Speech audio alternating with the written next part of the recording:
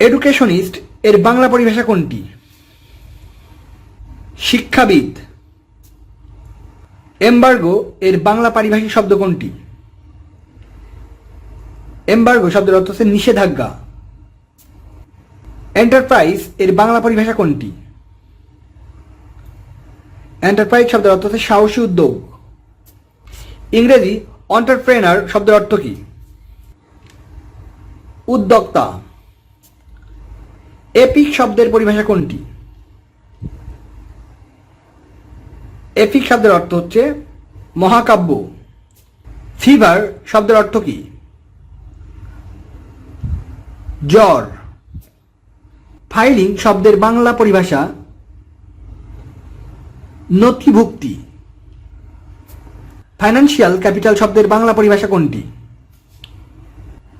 ব্যবসায়িক মূলধন।